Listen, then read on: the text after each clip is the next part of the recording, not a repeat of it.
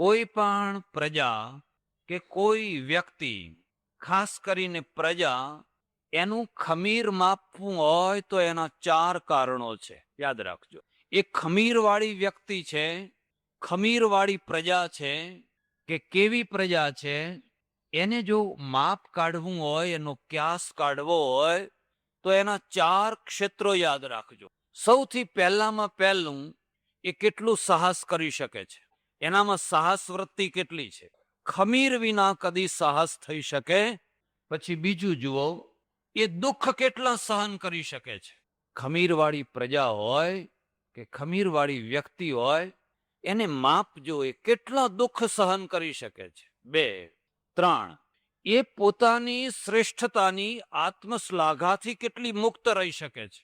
3 અને 4, અને છેલ્લી વાત, એ સંઘર્ષ કેટલી કરી શકે છે. આ 4 વાતો યાદ રાખજો. આ 4 વાત કોઈ વ્યક્તિમાં હોય કે કોઈ પ્રજામાં હોય તો તમારે સમજી લેવાનું કે સ્ટીલની પ્રજા છે, એ લોખંડથી બનેલી પ્રજા છે. એ કોઈ આંકડાની બનેલી મૂર્તિ નથી કે ચપટી વગાડતા તમે એને ચૂંથી નાખશો, પણ એ પોલાદમાંથી બનેલી પ્રજા છે. પહેલી વાત ઉપર આવો. પ્રજાનું જે પહેલું માપ છે ને, એ એનું સાહસ છે. તમે કેટલું સાહસ કરી શકો છો. ભારતીય પ્રજાને થોડા વર્ષો હમણાંના બાદ કરીએ, હમણાંના કોઈ ખાસ બહુ નહીં, તો ભારતીય પ્રજાએ કેટલું સાહસ કર્યું, આંકડા આપી શકશો? તમારી ચારે તરફ 3 તરફ દરિયો છે. દરિયો છે કે નહીં? ઠેઠ કચ્છથી માંડીને, સિંધથી માંડીને ચિત્તાગોંગના બંદર સુધી તમે જુઓ, તમને 3 તરફનો દરિયો મળેલો છે. પણ ઇતિહાસના આખા સંદર્ભમાં તમે દરિયાનો કદી લાભ ઉઠાવ્યો ખરો? તમે કદી દરિયાનો લાભ ઉઠાવ્યો નહીં. કેમ ના ઉઠાવ્યો? શું કારણ હતું? હું તો તમને કહું તો આજ આખો કલાક દરિયા ઉપર જ કાઢી શકું. યુરોપની પ્રજાએ દરિયાનો લાભ ઉઠાવ્યો, અને સૌથી વધારે લાભ સ્પેનિશોએ ઉઠાવ્યો, પછી ઇટાલિયનોએ, પછી બ્રિટિશરો, પછી ડચ, પછી પોર્ટુગીઝ, એ બધાએ પછી ઉઠાવ્યો. પણ સૌથી પહેલામાં પહેલો લાભ સ્પેનિશોએ ઉઠાવ્યો. 10મી શતાબ્દી, 11મી શતાબ્દી, 12મી શતાબ્દી, 300, 400 વર્ષ સુધી સ્પેનના નાવિકો છે ને દરિયો ખૂંદતા રહ્યા. ત્યારે હોકાયંત્ર નહોતું, ત્યારે એન્જિનો નહોતા. ષડના વહાણો બનાવી અને દરિયો ખૂંદતા હતા. અને દરિયો ખૂંદતા ખૂંદતા ખૂંદતા એમણે જઈ અને દક્ષિણ અમેરિકા શોધી કાઢ્યો. વાસ્કોડી ગામા, કોલંબસ નામ સાંભળ્યું છે? પહેલા ક્યુબા, વેસ્ટ ઇન્ડિઝના ટાપુઓ ખોડ્યા. એ નીકળ્યો તો ઇન્ડિયા શોધવા માટે, પણ એને જે ટાપુઓ મળ્યા એનું નામ જ વેસ્ટ ઇન્ડિઝ પાડી દીધું. પછી તો આખા દક્ષિણ અમેરિકા ઉપર સ્પેનિશો ફેલી ગયા. તમે નકશો જોજો, દક્ષિણ અમેરિકાનો ખંડ એટલે એમાંથી ભારત જેવા લગભગ 20 થી 30 દેશો બની શકે. આપણા ભારત જેવા 20 દેશો બની શકે એટલો મોટો દેશ. આખા દેશ ઉપર સ્પેનિશો ફરી વળ્યા. વચ્ચે ઝઘડો શરૂ થયો, બ્રિટિશરોનો, જર્મનોનો, ડચોનો અને સ્પેનિશોનો. એમની વ્યવસ્થા જુઓ, આપણે તો ઘણું શીખવાનું છે. એટલે પોપ વચ્ચે પડ્યા. જે ઇટાલીના વેટિકન ચર્ચના જે પોપ હતા ને, પોપ વચ્ચે પડ્યા, અને એમણે આ બંનેના વચ્ચે એક સમાધાન કરી આપ્યું, એક લીટી દોરી આપી. જે સ્પેન છે, યુરોપ છે, યુરોપથી પશ્ચિમના ભાગમાં સ્પેન જાય અને પૂર્વના ભાગમાં બાકીના દેશો જાય. ઝઘડાનું સમાધાન થઈ ગયું નહીં? તમારો ગંજ બજારમાં ઝઘડો થાય દુકાનોનો, કોણ સમાધાન કરશે? પણ પેલા પોપે સમાધાન કરી દીધું. કેટલી દીર્ઘ દૃષ્ટિવાળી પ્રજા, કે આ અંદર અંદર લડી મરશે આ પ્રજા. આ ધોળી પ્રજા, ગોરી પ્રજા કોલોનીઓ કરવા માટે અંદર અંદર લડી મરશે, એટલે એક લીટી દોરી આપી. પશ્ચિમમાં સ્પેનિશો જાઓ, પૂર્વમાં અંગ્રેજો, ફ્રેન્ચો, ડચો વગેરે, પોર્તુગીઝો વગેરે વગેરે જાઓ. એનું પરિણામ એ આવ્યું કે આખા દક્ષિણ અમેરિકા ઉપર ફ્રેન્ચ કોલોની થઈ ગઈ. આજે સ્પેનિશ કોલોની થઈ ગઈ. ત્યાં બધે સ્પેનિશ ભાષા બોલાય છે. બ્રાઝિલથી માંડીને, ક્યુબાથી માંડીને ઠેઠ અર્જેન્ટિના સુધી, ચીલી, પેરુ, બધા દેશો, પનામા, બધા દેશો ઉપર કેટલો મોટો દેશ એમણે કબજે કર્યો. કેટલો મોટો દેશ. બીજી ગોરી પ્રજા હતી, આ તરફ આવી, અને આ તરફ આવી એટલે ડચો આવ્યા, પછી પોર્તુગીઝો આવ્યા, પછી અંગ્રેજો આવ્યા, ફ્રેન્ચો આવ્યા. અંગ્રેજો જામી ગયા અને એમણે પછી સમજૂતી કરી લીધી. અને આફ્રિકાના કયા દેશોમાં અંગ્રેજોએ રહેવું, કયા દેશોમાં ફલાણાએ રહેવું, કયા દેશોએ ફ્રેન્ચ કોંગો આખો ફ્રેન્ચને આપી, બેલ્જિયમને આપી દીધો. પણ આખી દુનિયા ઉપર આ ગોરી ચામડી ફરી વળી. ઠેઠ હોંગકોંગથી માંડીને તમે દુનિયા ઉપરના નકશા ઉપર ફરો તો ગોરી ચામડી સૌથી ઓછામાં ઓછી સંખ્યાવાળી પણ આખી દુનિયા ઉપર ફરી વળી. કેમ ફરી વળી? કારણ કે સમુદ્રનું સાહસ કર્યું એટલે. તમે કેમ સાહસ ના કર્યું?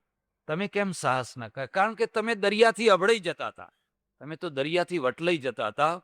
અને દરિયા કિનારે રહેનારી જે વસ્તીને, ખારવાની વસ્તી, માછીમારોની વસ્તી, એ તો તમારા સમાજનું પાપી અંગ.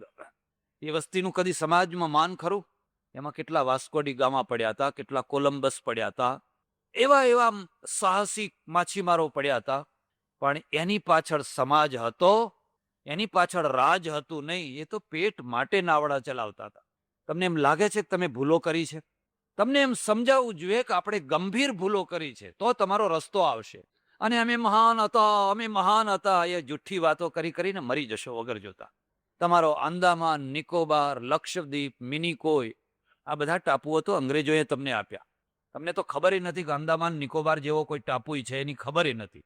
નેફા, લદ્દાખ, મિઝોરમ, આ બધા પ્રદેશો તો અંગ્રેજોએ જીતીને ભારત સાથે ભેળવી દીધા. તમે કેમ આ સાહસ કેમ ના કરી શક્યા? તમારી ફિલસૂફીએ ઈચ્છા શક્તિને નાશ કરાવી દીધો. પહેલામાં પહેલી જે ચોટ કરીને ઈચ્છા શક્તિ ઉપર કરી. ઈચ્છાને મારો, ઈચ્છાને મારો. સુખી થવું હોય તો ઈચ્છાને મારો. અકિંચન થઈને જીવો. એક આટલી પોતળી પહેરી લો, બસ જીવો. બધું ભેગું ના કરશો, બધું વસાવશો નહીં, દુઃખી થઈ જશો, ઉપાધિ થશે.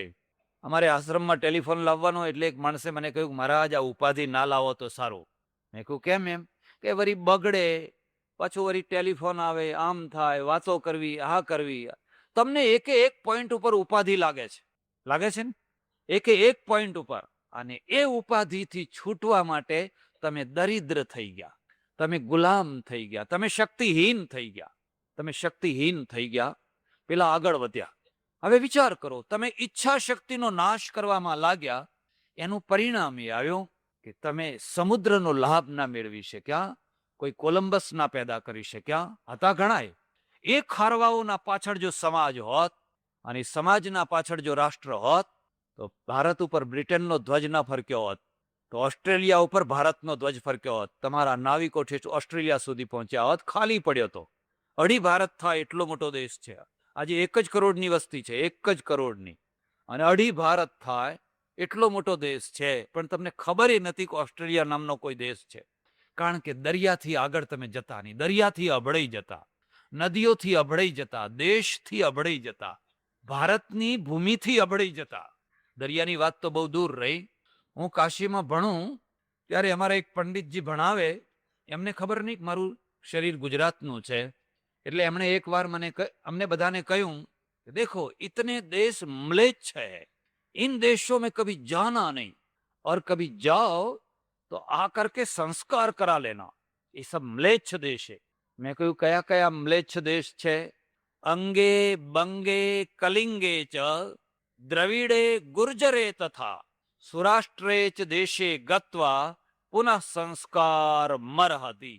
અંગદેશ, બંગદેશ એટલે બંગાળ, મિથિલા, કલિંગ ઓડિશા, અંગે બંગે કલિંગે છે. ભારતનો છે બીજો ભાગ છે તો ભારત જ ને. તો હવે તમારા જ દેશથી તમે અભડાવ છો તો બહાર તો તમે શું જવાના હતા?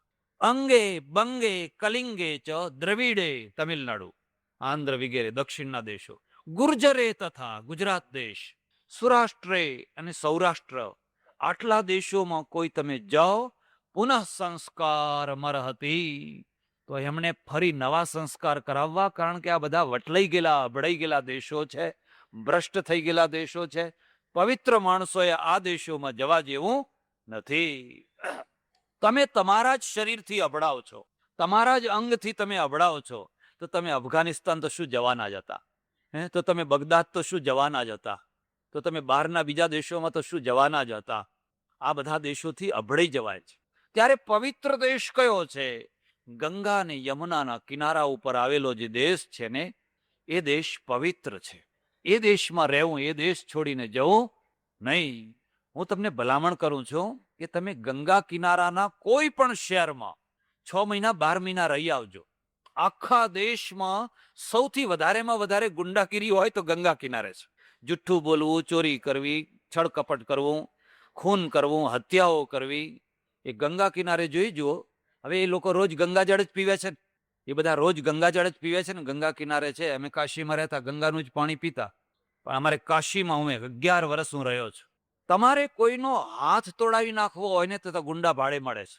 50-50, ત્યારે સસ્તાનો જમાનો ને, 50-50, 100 રૂપિયા આપો અને બતાવી દો કે પેલાનો હાથ તોડી નાખજે, એનો પગ તોડી નાખજે. બીજા ત્રીજા દાડે તોડી જ નાખ્યો હોય ને એને 50 રૂપિયા આપી દો, પતી ગયો. અને ગંગાજળ પીવે છે. હવે ગંગાજળ પીવાની કંઈક તો અસર થવી જોઈએ ને. અમે વગર ગંગાજળ પીરે હજુ સારા છીએ. અમે ગંગાજળ નથી પીતા, કુવાનું પાણી પીએ છીએ. અને એ ગંગાજળ કરતા હજુ અમારી વૃત્તિઓ સારી છે. જરાક જમીન ઉપર આવો, જરાક સાચી વાત ઉપર આવો. શું કામ ભ્રાંતિમાં પડ્યા છો? શું કામ ભ્રાંતિમાં પડ્યા છો? અટવાઈ જશો, તમારો ઉદ્ધાર નહીં થાય. તમારા ટ્યુબવેલનું પાણી જેટલું પવિત્ર છે ને એટલું પવિત્ર ગંગાનું પાણી નથી. લેબોરેટરીમાં જઈને તપાસ કરવી હોય તો કરાવી આવો, જાઓ. તમારા ટ્યુબવેલનું પાણી એટલું ચોખ્ખું છે, એટલું પવિત્ર છે. એમાં કોઈ ગટર નથી પડી, એમાં કોઈ બાળોતિયા નથી ધોયા. એ તો પાતાળનું ચોખ્ખું પાણી છે. પણ શું વાત કરું, આ દેશમાં એવી ભ્રાંતિઓ ભરી દીધી છે, એવી ભ્રાંતિઓ ભરી દીધી છે. અમારે બાજુમાં એક ગામ છે, અને એ ગામમાં એક સંપ્રદાયના આચાર્ય આવવાના ઘણા વર્ષો પછી. એ બધી બહેનો ભેગી થઈને કે ગુરુને બોલાવો, ગુરુને બોલાવો, ગુરુને બોલાવો. આટલા વર્ષ થઈ ગયા, ગુરુને નથી બોલાયા. એટલે ગયા. ગુરુએ કહ્યું હું આવું તો ખરો, પણ હું તો કુવાનું પાણી પીવું છું. હવે કુવા તો બધા બંધ થઈ ગયા. અત્યારે કુવા તો કોઈ રહ્યા? કુવા તો બધા બંધ થઈ ગયા. પેલા પંપનું પાણી ના પીએ, કારણ કે એમાં વાયસર હોય ને, એ ચામડાનું હોય, રબરનું હોય, ચામડાનું હોય. એ પાણી ના અમારે ચાલે. કે મહારાજ, પણ હવે કુવો તો એકે રહ્યો નથી. 30, 35, 40 ફૂટે પાણી રહ્યું નથી. એટલે બધા ટ્યુબવેલ ને બોર ને એવું બધું થયું છે. પછી એક બીજો માણસ જોડે હોય ને, અમે બધા શું રાખીએ, થોડેક જોડે માણસો રાખીએ તમારો ઘાટ ઘડવા માટે. એ તમારો ઘાટ ઘડ્યા કરે. એટલે એને કહ્યું અહીંયા આવો, અહીંયા આવો, કઈ વાંધો નહીં. એમ તો કુવો નથી ને? કે ના. હવે એમ કરો, કોઈના બંગલામાં ભોંયરું છે? તો કે આ ભોંયરું છે. તો પેલા ટ્યુબવેલનું પાણી લાવીને ભોંયરામાં નાખો, અને ભોંયરાને અમે કુવો સમજશું, પછી એમાંથી ડોલે ડોલે કાઢીને વાપરશું, પછી વાંધો આવે. હવે એક બંગલો, એ બંગલામાં ભોંયરું હતું, એ ધોઈ કરીને ચોખ્ખું કરાવી નાખ્યું, અને પછી પેલા ટ્યુબવેલનું પાણી લાવીને ભોંયરામાં નાખ્યું. આટલે સુધી ભોંયરું ભરી કાઢ્યું. અને પછી પેલા પવિત્ર માણસો છે ને, એ ડોલે ડોલે કાઢી, ઘડે ઘડે કાઢી, અને પછી રસોઈ બનાવી, જમ્યા. પછી કઈ વાંધો આવે? આ ભ્રાંતિમાંથી ક્યારે છૂટશો? જરાક તો સમજો તમે. ધર્મને પકડવો છે. આ તો ધર્માભાસ છે. અભડાઈ જવું, અભડાઈ જવું, અભડાઈ જવું. એટલે અંગે બંગે કલિંગે ચ દ્રવિડે ગુર્જરે તથા સુરાષ્ટ્રે ચ દેશે ગત્વા પુનઃ સંસ્કાર મરહતી. આ બધા મ્લેચ્છ દેશો છે. હું જ્યારે કાશીમાં ભણતો ત્યારે એક વૃદ્ધ મહાત્મા મને કે ગુજરાત દેખના હે, ગુજરાત દેખના હે. મેં કહ્યું ચાલો ત્યારે આવો મારી સાથે. એકવાર લઈ આવ્યો સાથે. પછી એક ગામમાં ઉતરેલા. હવે આખું ગુજરાત તો પાટીદારોનું ગુજરાત કહેવાય મોટા ભાગે. તો જમવા જવાનું બીજું ત્રીજું. અમે પહેલા દિવસે જ જમવા ગયા. એને બિચારે બહુ શુદ્ધથી, ચોખ્ખાઈથી રસોઈ બધી સારી રીતે કરેલી. પછી આવીને મને કે જિસકે ઘર ભોજન કરને ગયે થે કોણ નાત કા થા? મેં કહ્યા પાટીદાર. પાટીદાર મને ક્યાં? તો मैंने कहा कुनबी. कुर्मी के घर भोजन कराया. બીજા દિવસે કાશી ભેગા થઈ ગયા. બીજા દિવસે કાશી, कुर्मी के घर हमको भोजन कराया. તો મેં કહું અહીં તો બધા પાટીદારો જ છે. જો તમે વટલાઈ જતા હોય તો થાવ કાશી ભેગા. હવે એમને એટલો આઘાત લાગ્યો, એટલું દુઃખ થયું, એટલું દુઃખ થયું કે મને અભડાવી નાખ્યો. તને મને તમારે પહેલા કહેવું હતું ને, વટલાવી નાખ્યો મને. હવે જાઓ ગંગાજળ જઈ અને પીવો પાણી. હવે ત્યાંની વાત પાછી તમને કહું. આ વિચિત્રતા તો જુઓ. અમારે કાશીમાં જે રસોડું હોય ને, એ રસોડામાં લોટ કોણ બાંધે? કહાર. લોટ બાંધનારો જે હોય કુંભાર હોય, કહાર હોય. રોટલી વણે એ ચોખામાં ના અવાય, આમ વણી વણીને ફેંકે. પછી એ શેકાઈ જાય, પછી એનાથી અડાય નહીં. પણ એનાથી લોટ બંધાય, એનાથી રોટલી વણાય. પણ આમ અંદર ચોખામાં આમ ફેંક્યા કરે. ચોખામાં બ્રાહ્મણ બેઠો હોય, જમે બધા બ્રાહ્મણો. એટલે એને લોટ બાંધવાની છૂટ, રોટલી વણવાની છૂટ. પણ વણી ચડી ગઈ, આમ ફૂલી ગઈ, પછી એનાથી અડાય નહીં. હવે આ એમની શુદ્ધતા આ દેશને તો મારી નાખ્યો. આ બધાએ ભેગા થઈ અને આભડછેટમાં ને આભડછેટમાં. હવે આગળ તમે કાશ્મીરમાં જાઓ, કાશ્મીરમાં 3%, 4% હિન્દુ પ્રજા, થોડા બ્રાહ્મણો, અને 95% મુસ્લિમ પ્રજા. એટલે ઘરમાં કામવાળી બધું જ મુસલમાનો કામ કરતા હોય. હવે બધા બ્રાહ્મણો પહેલા બધા ઓફિસોમાં કામ કરે, એટલે એમનું ટિફિન છે ને એ મુસલમાન લઈ જાય. એમના ઘરમાં જે કામવાળો હોય ને એ મુસ્લિમ હોય, એ ટિફિન લઈ જાય. પણ પેલી બ્રાહ્મણી છે એ લાકડીના છેડે એને બાંધી આપે. એટલે આમ ઉપાડીને લઈ જવાનું, આમ મૂકી દેવાનું. ટિફિનને નહીં અડવાનું. ટિફિનને અડો તો અવળી જાય, બાકી લાકડીને અડો તો કઈ વાંધો આવે. શું કર્યું છે નવરા બેઠા લોકોએ? નવરા બેઠા બેઠા શું ધંધા કર્યા છે ધર્મના નામે? એટલે તમારી પાસે આટલો મોટો દરિયો હતો, પણ તમે એ દરિયાનો લાભ લઈ શક્યા? જો આ જે ખારવા કોમ, બહાદુર કોમ, અત્યારે વાવાઝોડું હોય, તોફાન હોય, મોજા ઉછળતા હોય, અંગ્રેજોએ વખાણ કર્યા તમારા ખારવાઓના. એ દરિયાની અંદર નાવડા લઈને 100-200 માઇલ સુધી, મોમ્બાસા સુધી પહોંચ્યા હોય, દૂર દૂર સુધી પહોંચ્યા હોય. એને જો તમે સમાજનું અંગ બનાવ્યા હોત તો, એ તમારા સમાજનું અંગ હોત તો, તમારા મંદિરમાં સાથે બેસતો હોત તો, એમાં તો કેટલાય વાસ્કોડી ગામા પડ્યા હતા, કેટલાય કોલંબસ પડ્યા હતા. તમારા દેશનો ઝંડો દૂર દૂર સુધી ફેરાવી દીધો હોત, પણ તમે એમનો સ્વીકાર ન કરી શક્યા. અરે એક જમાનો હતો જ્યારે એ પછાત પ્રજા કોઈ વેપારીના ત્યાં કંઈ ખરીદવા આવે તો એનો પૈસો મીઠામાં નાખવામાં આવતો, સીધો ગલ્લામાં ના નાખે. એના પૈસા હોય ને એ પરચુરણ વગેરે મીઠામાં નાખે. એટલે મીઠામાં નાખે એટલે શું કે એનું બધું આભડછેટ હોય એ બધી ચોખ્ખી થઈ ગઈ. અરે એવા એવા ઉપાયો કરેલા છે. પછી એ મીઠામાંથી લઈને ગલ્લામાં, હું નાનો હતો ત્યારે મને યાદ છે કે અમારાથી જો હરિજનને કોઈને અડી જવાય ને તો પછી ચોખ્ખા થવા માટે મુસલમાનને અડવું પડે. જુઓ તો ખરા હવે આ કયું શાસ્ત્ર લાવ્યું છે. અમે નિશાળમાં ભણીએ એમાં 3-4 મુસ્લિમ છોકરાઓ, બીજા બધા અમે એક હરિજન છોકરો. એમાં અજાણતા એ બિચારો બહાર બેસે. અજાણતા જો એને અડી જવાય એટલે પછી કહે કે એ તું અડી ગયો, એટલે બીજા છોકરા અડવા ના દે. પછી પેલા મુસલમાનના છોકરાને જઈને અડ્યા હો તો હવે પાક થઈ ગયો. એમ કહેવા તો કહેવું પડે, આ તો ગંગા કરતા વધારે પવિત્ર કહેવાય ને. શું કરીને બેઠા છો તમે? સમજણ નથી પડતી આ શું કરીને બેઠા છો. એટલે પ્રજા છે ને, એ પ્રજાનું માપ કાઢવું હોય તો પહેલાં જોવાનું, એનું ખમીર જોવું હોય તો એમાં સાહસ વૃત્તિ કેટલી છે. ઈશ્વરે તમને સાહસ માટેની તક આપી. ચારે તરફ દરિયો છે. હજુય જાવ ને, નેવીમાં કેટલા માણસો છે. ગુજરાત તો દરિયાકાંઠાનો પ્રદેશ છે. કેટલા પાટીદારો નેવીમાં છે, કેટલા સબમેરીનોમાં છે. તમારી સબમેરીન જે દરિયાના પાણીમાં જે ચાલે છે, પેલા એરફોર્સના જે વિમાનવાહક જહાજો છે, એમાં કેટલા ગુજરાતીઓ છે. બધા પંજાબવાળા, કાં તો ગુરખાઓ, કાં તો બીજા, કાં તો ત્રીજા. ગુજરાત તો બસ હું ભલો ને ગંજ બજાર ભલો ને બસ. તમારે તો થડમાં જ આખો હિમાલય ઉભો છે. એવરેસ્ટનો શિખર કોઈ ચડ્યો? કોઈ ના ચડે. એ પેલા પરદેશવાળા આવીને ચડે. 65 માણસો મરી ગયા, 65 માણસો. એવરેસ્ટના શિખરને સર કરવા માટે 65 માણસોએ પ્રાણ આપ્યા, પણ એમને છોડ્યો નહીં એ પ્રયત્ન. અને ના છોડ્યો એટલે અંતે ચડ્યા. આપણે કોઈએ પ્રાણ આપ્યો? આપણે પ્રાણ તો આપીએ છીએ, પણ કૂતરાના મોતે આપીએ છીએ. વીરના રીતે નહીં, મરવાનું તો છે જ, પણ કૂતરાના મોતે પ્રાણ આપીએ છીએ. પેલો અમર થઈ જાય છે, આપણે કૂતરાના મોતે મરીએ છીએ, એક્સિડન્ટમાં મરીએ છીએ, બસ આખી પડી ગઈ એમાં મરીએ છીએ, બીજી રીતે મરીએ છીએ, કોઈ મારી જાય ને મરીએ છીએ. એટલે હું લાંબી ચર્ચા નહીં કરું. પ્રજાના ખમીરને માપવું હોય તો એ સાહસ એમાં કેટલું છે, એમાં સાહસ વૃત્તિ કેટલી છે એ જોવા. તમારામાં સાહસ છે, નથી એમ નહીં, પણ ખાલી વ્યાપારી લાઈનનો સાહસ છે. આ પણ એક મોટું સાહસ છે. ગુજરાતીની પાસે, મારવાડીની પાસે, સિંધીની પાસે 1 લાખ રૂપિયા હોય, 1 લાખ રૂપિયા, તો એ 10 લાખનો વેપાર કરે. એનામાં એટલું સાહસ છે. વેપાર પણ સાહસનું ક્ષેત્ર છે. 1 લાખની મૂડી ઉપર એ 10 લાખનો વેપાર કરે. અને દોરી લોટો લઈને કલકત્તા ગયો હોય, મુંબઈ ગયો હોય, અહીંથી માડ ઉછીતું ભાડું લઈને ગયો હોય, મહારાષ્ટ્રમાં, ઓડિશામાં, મધ્યપ્રદેશમાં, પણ 10 વર્ષ થતા 3 માળનું બિલ્ડિંગ બાંધી દે. એટલે પેલા સ્થાયી લોકો છે ને, એ એના ઉપર ઈર્ષ્યા કરે કે આ લોકો પહેરેલા કપડે આવ્યા હતા અને જુઓ ને કેટલા પૈસા કમાયા હતા. તમે કમાવો ને, તમને કોણ ના પાડે છે? પણ બંગાળી કે કોઈ એવો હોય ને, એની પાસે જો 10 લાખ રૂપિયા હોય ને, તો એ બેંકોની તપાસ કરે, કઈ બેંક વધારે વ્યાજ આપે છે, ક્યાં ફિક્સ ડિપોઝિટમાં મૂકું તો ડબલ થાય કે દોઢા થાય. એ વેપારનું એ સાહસ કરી શકે?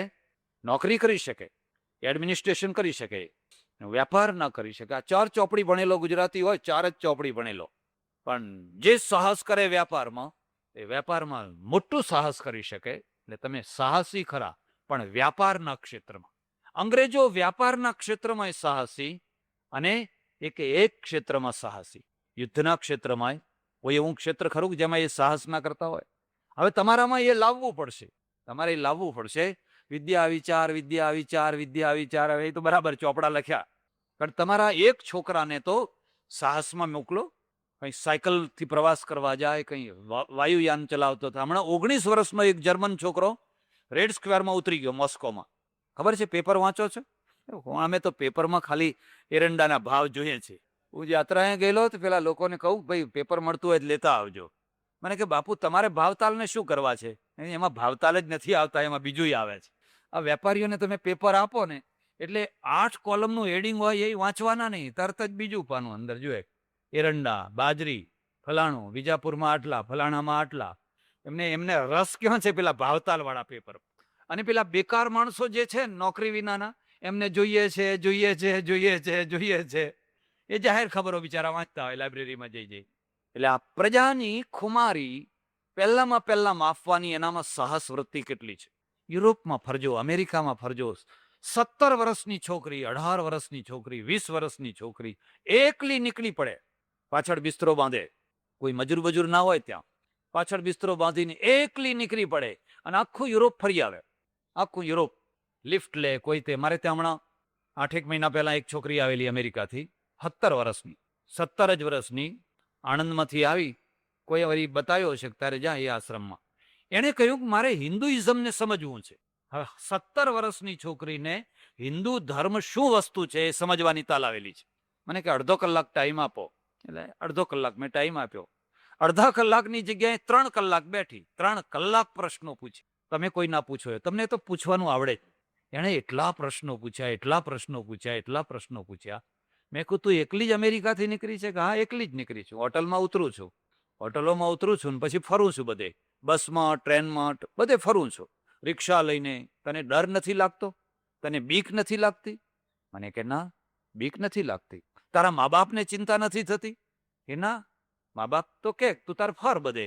કેટલું સાહસ હશે તમારા! 17 વર્ષની છોકરીની વાત જવા દો, 70 વર્ષની ડોશીએ જો મોડી આવી હોય ને, માજી કેમ ના આયા?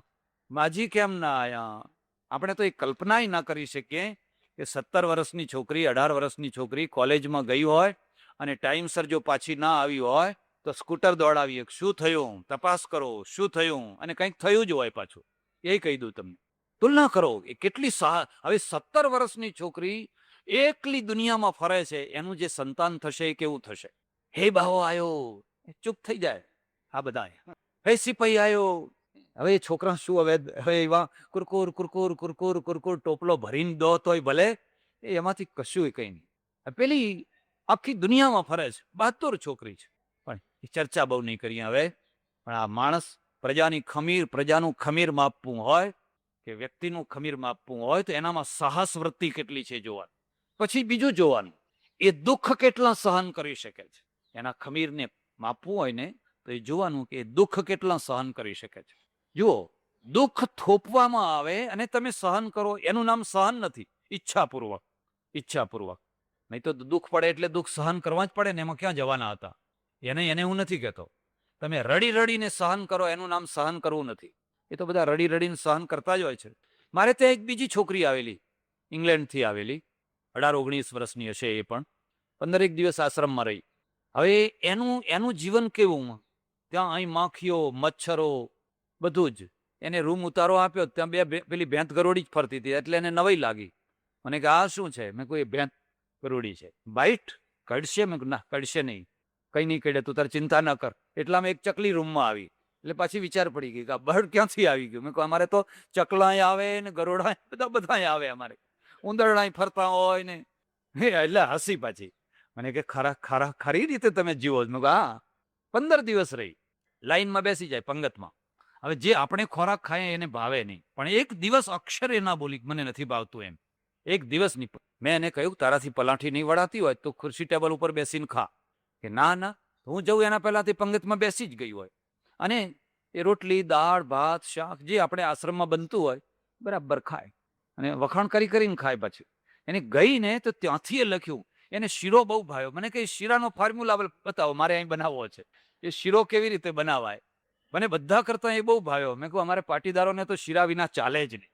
કોઈ મહેમાન આવ્યા નહીં કે કડાઈ ચડાઈ નહીં કે આમ હોકો ભરીને વાતો કરતા હોય ત્યાં તો ફાદ ફાદ ફાદ ફાદ કરીને ઘી જુદું ને લોટ જુદો ને એ થાળીમાં પીરસી દીધો હોય. ઓહો, કઈ ઘી છે. એ 15 દિવસ રહી. એક બે વાર હું બહાર કાર્યક્રમમાં લઈ ગયો એને. તું જો ભારતના ગામડા જો બધું જો, પણ એને ઉફ નથી કર્યું, એને ફરિયાદ નથી કરી કે મને અહીં અગવડ પડી, મને અહીં તકલીફ પડી. બિલકુલ નહીં. હું જાણતો હતો કે એને તકલીફ જ પડે છે, એને તકલીફ જ પડે છે, પણ એ બિલકુલ ના બોલી. હવે મારા એક ઓળખીતા માણસ છે, એ 2 વર્ષ અમેરિકા રહીને આવ્યા. 2 જ વર્ષ બ્લડ રિલેશનમાં ગયેલા અને 2 વર્ષ રહીને આવ્યા એટલે પછી આશ્રમમાં મળવા આવ્યા. મેં કહ્યું કેમ, કેવું લાગે છે તમને, ફાવે છે? મને કે નહીં, ઇન્ડિયા ઇઝ ડર્ટી, બહુ ગરી, આ તો બહુ ગંધાતો દેશ છે, મારે તો પાછું ચાલ્યું જવું છે. શું થાય છે? મને કે માખીઓ માખીઓ માખીઓ. હવે આખી જિંદગી તે અહીં કાઢી છે ને 2 વર્ષમાં માખીઓ માખીઓ થઈ ગઈ. 2 વર્ષમાં તું પાછી ઓછકલી બતાવવા લાગી ગયો છે. અને પેલી જિંદગી ત્યાં એની બાપ દાદાની જિંદગી કાઢીને આવી છે, પણ એને એક દિવસ નથી કહ્યું કે આ માખીઓ મને પજવે છે. એક દિવસ નહીં. ને હવે આ 2 વર્ષ રહીને આવ્યો છે, એમાં તો કહે છે મારા છોકરા માદા પડી ગયા, મારા છોકરાને અહીં ગમતું નથી, અમને અહીં ગમતું નથી. જાઓ ત્યારે પાછા જાઓ. આ ઓછકલી છે. પેલા સહન કરે. એને સુઈગામમાં જુઓ તમે, અંગ્રેજો હતા ને, અંગ્રેજોના સમયમાં એ અંગ્રેજને સુઈગામમાં ઓફિસર બનાવ્યો હોય, પેલી લાઈન દોરીનો હજુ બંગલો છે એનો, તો એ સુઈગામમાં 118 ને 20 ની ગરમીમાં રહે, એ બંગલામાં રહે. પણ એ કોઈ દાડો એમ ના કે મારી બદલી કરો, મારી બદલી કરો, નહીં તો આ રાજીનામું મૂકીને હું ઇંગ્લેન્ડ પાછો જઉં છું. 2-3 વર્ષ એને સુઈગામમાં મૂક્યો હોય તો એ સુઈગામમાં રણમાં રહે. હવે એ કેટલો ઠંડી જગ્યાનો એ માણસ છે, અને ત્યાં કશું જ નથી, પાણીનું ઠેકાણું નથી, પણ એ 3 વર્ષ બરાબર ડ્યુટી બજાવે. દુઃખ સહન કરવાની એની ક્ષમતા કેટલી છે. હવે આપણી મુસીબત તો એ છે કે જરાક કોઈની બદલી કરી નહીં કે ખટપટો ચાલી નહીં કે હે અમને વતનમાં મૂકો ને, અમને વતનમાં મૂકો ને. અરે નોકરી કરવી હોય તો પરદેશમાં કરવી, વતનમાં કોઈ દાડો નોકરી ન કરવી. પણ નોકરી ક્યાં કરવી છે? અહીં તો પગાર લેવો છે. નોકરી કરવી નથી, પણ પગાર લેવો છે. પણ જો ખરેખર તમારે નોકરી કરવી હોય અને નોકરીમાં કંઈક તમારો પ્રભાવ બતાવો હોય તો પરદેશમાં, એટલે બીજા ભાગમાં જઈને કરો. હવે અહીં તમે બેંકના મેનેજર થશો એટલે બધા ઓળખીતા આવશે, તો તમારો ભાણો થાય ને કે આ મામા લોન આપજો, આપણે એમ કે ફલાણું આપજો. શું કરશો? દુશ્મન જ ઉભા કરશો. બીજા જઈને જાઓ, તમારો રૂઆબ બતાવી શકો તમે.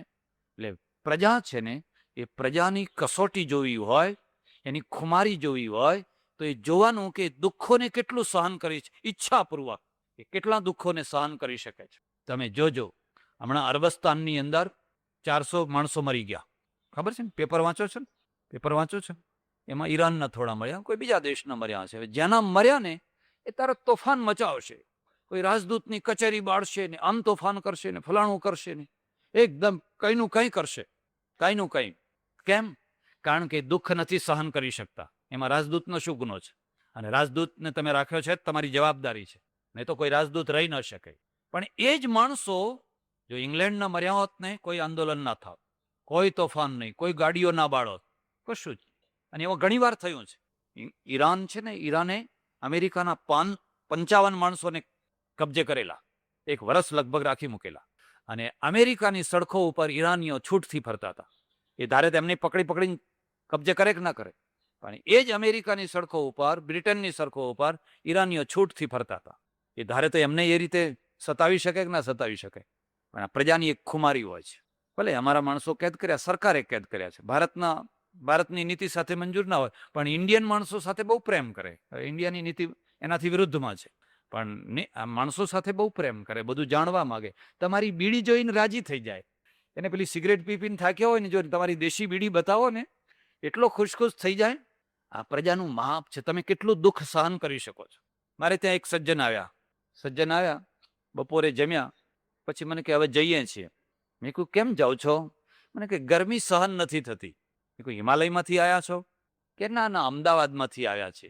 અમદાવાદ કરતા તમારા આશ્રમમાં વધારે ગરમી છે? તો પછી નીકળ્યા શું કામ તમે? તમારે આશ્રમમાં આવતા પહેલા વિચાર તો કરવો જોઈએ ને કે આ આશ્રમ છે, આ કોઈ વેવાઈનું ઘર નથી. તમારા માટે હું ફ્રીજ મૂકી દઉં, તમારા માટે એર કન્ડિશનર મૂકી દઉં, તમારા માટે હું બધી વ્યવસ્થા, કોઈ હોટલ નથી કે તમે ચાર્જ ચૂકવો અને હું તમારા માટે બધી વ્યવસ્થા કરી દઉં. અહીં તો તમારે થાળીએ જાતે ઘસવી પડે, તમારા રૂમ ચોખ્ખો જાતે કરવો પડે, પાણી જાતે ભરવું પડે. આ આશ્રમ છે. આ કોઈ હોટલ નથી કે આ કોઈ તમારા વેવાઈનું ઘર નથી કે તમે મહેમાનગતિ કરવા માટે આવ્યા હો અને હું તમારા આગળ પાછળ દોડ્યા કરું. એ માણસો કોઈ જગ્યાએ સુખી નહીં થઈ શકે, કારણ કે દુઃખ સહન કરવાની ક્ષમતા જ નથી. આ બીજું માપ છે. કોઈ સ્ત્રી વિધવા થાય, એનો પતિ મરી જાય, રડે કૂટે, એક દિવસ નહીં, મહિનો નહીં, 2 મહિના નહીં, વર્ષો સુધી રડે, વર્ષો સુધી કૂટે જ રાખે. મેં એવી સ્ત્રીઓને જોઈ છે. 6 છોકરા આવડા હોય, પતિ મરી ગયો હોય, ભાગીદાર દુકાનમાંથી ભાગીદાર પણ હવે છટકી જાય, ભાગીદાર નહીં જાણે છે કે આને તો કશી ખબર નથી, મરનારો મરી ગયો, જેટલો લાભ લેવાય એટલો. પણ એ સ્ત્રી છે ને, આંખમાંથી આંસુ ના પાડે. એને ખબર છે કે આ જવાબદારી મારા ઉપર આવી છે અને મારે આ 6 છોકરાને મોટા કરવા છે. 10 વર્ષમાં તો એના બાપ કરતા સવાયા થશે.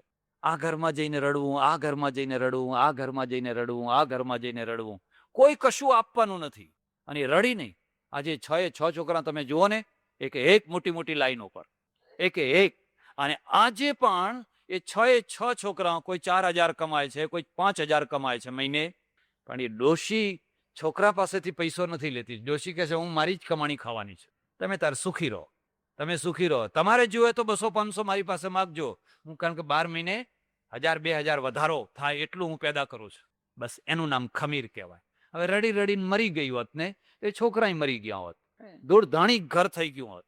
કોઈનું માપ કાઢવું હોય તો આ માપ કાઢજો કે દુઃખના ટાઈમે દુઃખને કેટલું સહન કરી શકે છે. ઉલટાના એ લોકો રડનારને કે તમે શું કામ રડો છો, ઘરવાળો તો મારો મરી ગયો છે ને, મારે રડવું છે ને, તમે શું કામ રડો છો, જે ભગવાનને ગમ્યું એ ખરું, હવે રડવાથી પાછળ થોડો આવવાનો હતો. ઉલટાની એ બીજાને હિંમત આપે. એમ સમજવાનું કે લોખંડી માણસ છે.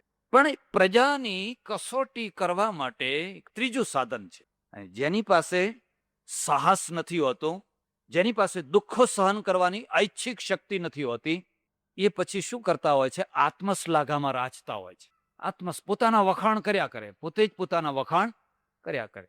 ભારત છે ને એ આત્મશ્લાઘી દેશ છે. આપણે આત્મશ્લાઘી પ્રજા છીએ. આપણા વખાણ કર્યા કરીએ. હું એ કથા કરું એટલે રાત દિવસ તમારા વખાણ જ કર્યા કરું. આ જ પ્રકારનો ભાવ લઈને હું યુરોપની યાત્રા કરવા ગયો. આખી બસ, અને બસમાં મારી જે સીટ, એ સીટના આગળ કેનેડાની એક ડોશી ને એની દીકરી બે બેસે, માને દીકરી બે, બંને વિદુષીઓ પાછી. એ કેનેડાની જે ડોશી હતી ને, એ એટલી વિદુષી કે રવિશંકરના સંગીતને જાણે, તાજમહાલની વિગત જાણે. અને અમે ચર્ચા કરીએ ત્યારે હું બોલ કરું, હું કહું કે અમારે ઇન્ડિયામાં અમારું સંગીત આવું, અમારી ઇમારતો આવી, અમારું ફલાણું આવું, આપણા વખાણ કરું. હું જાણે કે આને કશી ખબર નથી, એટલે ભારતની ભવ્યતા એને સંભળાયા કરું, અને પેલી ચૂપચાપ સાંભળ્યા કરે. પછી જ્યાં યાત્રા પ્રવાસ શરૂ થયો, અને અમારો સંબંધ ક્યાંથી થઈ ગયો, અમારો સંબંધ થયો સિગરેટથી. એ બે માં દીકરી જે સિગરેટ પીવે ને, એવી તીખી, એવી કડક, એનો ધુમાડો મને આવે. પાછળ બેઠા હોય એટલે આવે કે ના આવે, એનો ધુમાડો આવે. મેં તો કીધું આ ઘણા ધુમાડા લીધા છે ભાઈ, આવો ધુમાડો તો કોઈ વાર જોયો. હું થોડા દિવસ તો કશું બોલ્યો નહીં, થોડા સમય તો કશું બોલ્યો નહીં, પણ મારાથી રહેવાય નહીં, એટલી કડક ધુમાડી આવે. અને આપણા દેશમાં તો ધુમાડા લેવા જ પડે. બસમાં બેસો એટલે કોઈ પીતો હોય તેને કહી ના શકાય બીડી પીવાની, કારણ ડ્રાઈવરે પીતો હોય, કંડક્ટરે પીતો હોય, અને બસમાં લખ્યું હોય ધૂમ્રપાનની સખત મનાઈ છે, એવું લખ્યું હોય, પણ ભાઈ બધા ફૂંકતા હોય. એકવાર મેં એક બાજુના માણસને કહેલું, મેં કહ્યું ભાઈ આ ધુમાડો આવે છે, જુઓ આ બોર્ડ વાંચો, ધૂમ્રપાનની સખત મનાઈ છે. આવડા ડોળા મારા ઉપર કાઢ્યા, બોલ્યો નહીં અક્ષરે. પણ પછી એણે શું કર્યું ખબર છે, પછી જે ધુમાડો થોડોક બારીમાંથી બહાર જતો હતો ને, એની જગ્યાએ 100% મારા ઉપર કાઢવા માંડ્યો. ત્યારે મેં કહું આના કરતાં તો પહેલા 15-20% આવતો તો એ જ સારો હતો, 70-80% તો આમ બહાર જતો હતો, પણ આ તો 100% મારા ઉપર નાખવા માંડ્યો. ત્યારથી કાનની બૂટ પકડી કોઈને કંઈ કહેવું. અને એમાંય લોકો જુએ કે આ તો સાધુ છે ને, સાધુ તો શું બોલે, એ સાધુથી તો બોલાય નહીં ને. લોકો પક્ષ લે તો પેલાનો જ લે. ચાલો એક બીજું સંસ્મરણ કહી દઉં તમને. શિયાળાની કડકડતી ટાઢ, પોષ મહિનાની, અને મારે પેટલાદથી વડોદરા જવાનું થયું. બસમાં બેઠેલા, પેલું નહીં આમ પડદા જેવું, એ બસમાં હું બિલકુલ પાસે જ બેઠેલો, પછી બીજો ને એક ત્રીજો, અમે 3 જણા બેઠેલા. નહીં, હું આમ ત્રીજી લાઈને બેઠેલો, એટલે પેલું આમ પાડી નાખેલું, બસ ચાલે ડબલ એક્સપ્રેસ પૂરપાટ, એટલે પેલો બાજુમાં બેઠેલો માણસ એને આમ ઊંચું કરી દીધો, અને એવા સુસવાટા આવે, આમ કાળજું કંપી જાય એવી ટાઢવાય એવા આવે. પણ મેં કહું હવે આપણે કંઈ બોલવું નથી, આપણે કશું બોલવું નથી. આગળની સીટવાળાએ ઊંચું કરી, એટલે એને તો પવન ઓછો આવે પણ પાછળવાળાને બહુ આવે. એટલે અમારી 3ની લાઈનમાં એક બેઠો હતો, એણે કહ્યું કે એ મિસ્ટર, પેલો પડદો નીચે પાડો ને, પાછળ ઠંડી હવા આવે છે, રહેવાતું નથી. એટલે એણે નીચે કરી દીધો. એટલે મેં હા શાંતિ થઈ. પણ થોડી જ વાર થઈ હશે ને પાછો એને ઊંચો કરી દીધો. આમ જોવા લાગ્યો બધે. એટલે વળી પાછું અમારાથી ત્રણેયથી રહેવાયું નહીં, કારણ કે પાછળવાળાને હવા બહુ આવે. એટલે પછી બીજા નંબર બેઠો હતો ને, એણે કહ્યું ભાઈ આ પડદો જરા હું નીચે પાડો ને, અમારે તમને ટાઢ વાય છે. એટલે ફરી એણે નીચે કરી દીધો. થોડીક વાર થઈને ફરી પાછો ઊંચો કરી નાખ્યો. એટલે મેં વિચાર કર્યો પહેલા આણે કહ્યું, પછી આણે કહ્યું, હવે મારે કહેવું જોઈએ. હવે ત્રીજો નંબર મારો આવ્યો કે ત્રણેય ટાઢ વાય છે. એટલે પછી મેં કહ્યું ભાઈ તમે વારંવાર પડદો ઊંચો કરી દો છો, પણ અમારાથી રહેવાતું નથી, અમને બહુ ટાઢ વાય છે, એટલે પડદો જરા મહેરબાની કરી નીચે પાડો. એટલે એને મારા સામું જોઈને મને કહે સાધુ થયા તોય તમારી ઠંડીએ ના ગઈ ને ગરમીએ ના ગઈ.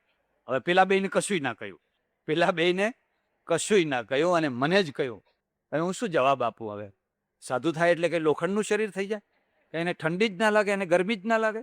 પણ લોકો એમ સમજે કે આમને ગમે એમ કહેવાય, અમને કહીએ તો કઈ વાંધો આવે. જો કે અમારામાં પેલા ચીપિયાવાળા હોય છે ને, એ પાછા ખબર લઈ લે એવા હોય છે, પાછા ચીપિયો ખખડાવનારા હોય, એ માથાના હોય પાછા.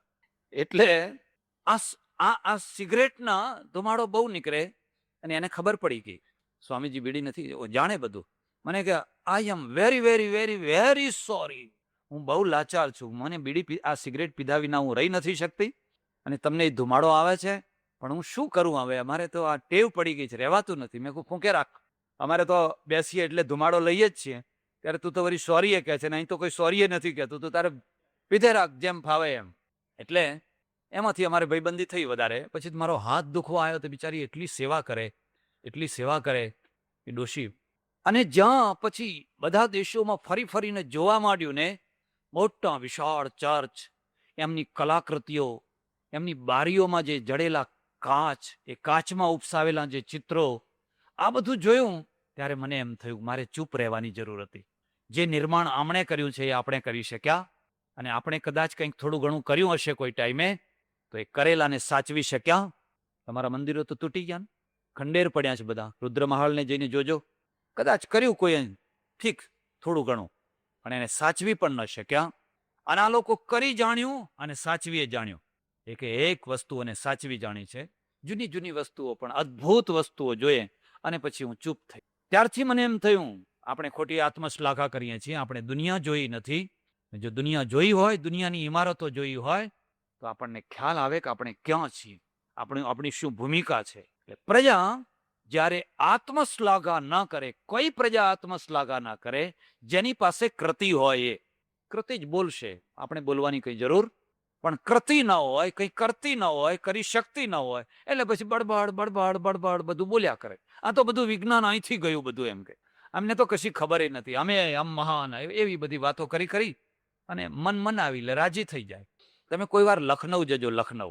અને લખનઉ છે ને, એ લખનઉમાં જે ઘોડાગાડી હાંકનારા છે ને, ટાંગા ઘોડાગાડી જે ચલાવનારા, એમની સાથે ભાઈબંધી કરશો, અને જો તમને ટાઈમ હોય તો પછી વાતો સંભળાવશે કે બધા પહેલા જે બાદશાહો થઈ ગયા, નવાબો થઈ ગયા ને, નવાબોના બધા દીકરાઓ એ પેઢીમાં, હમારે વાલિદ તો ક્યા થે, હમારે વાલિદ તો એસે થે ઓર ફલાને થે એસે, જૂની જૂની વાતો કરશે એવી બધી. પણ હવે તો તમે ઘોડાગાડીઓ હાંકો છો, અને પછી જયારે બધા ભેગા થઈને ડીંગ મારવા માંડે એટલે શું વાતો કરે.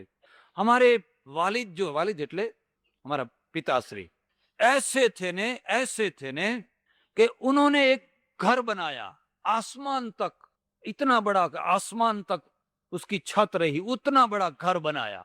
हारो वातो ज करवी छे ने. આપણે પેંડા ખાવા હોય તો પાશીર ખવાય, અચ્છીર ખવાય, પોણોશીર ખવાય, પણ વાતો જ કરવી હોય તો પછી મણ ખાવ ને, 2 મણ ખાવ ને, શું કામ ઓછા ખાવ છો? એટલે પેલો બીજો બેઠેલો ને કે હા મિયા ક્यों નહીં, એ કહે છે કે અરે हमारे वालिद तो इतना भाला रखते थे, इतना बड़ा भाला रखते थे, उसकी नोक जो है ना आसमान को छूती थी, इतना बड़ा भाला रखते थे. એટલે પેલો કહે છે झूठ बोलते हो, इतना बड़ा भाला रखते कहाँ थे? ये तुम्हारे वालिद के घर में रखते थे, તમારા મકાનમાં રાખતા હતા. હવે આ બધી વાતો છે. જ્યાં પ્રત્યક્ષ કશું ના હોય, જ્યાં પ્રત્યક્ષ તમે ભીખ માગતા હોવ, તમારી સ્થિતિ દુર્દશા હોય, તમે તમારા ઘરનું રક્ષણ ન કરી શકતા હોવ, અને ખાલી વાતો કરી અને એક અફીણના ઘેનમાં પડ્યું રહેવું, અફીણ પીને બસ એવી રીતે છેલ્લી વાત કહું છું. અને છેલ્લી વાત છે, પ્રજાના ખમીરને માપવું હોય તો એના સંઘર્ષનો ઇતિહાસ જોવાનો. અને કદી બનવાનું નથી કે તમે સંઘર્ષ વિનાનું જીવન જીવી શકો, એ કદી બનવાનું નથી. સંઘર્ષ વિનાનું જીવન કોણ જીવી શકે? જેને માત્ર ઝૂકી જતા આવડતું હોય.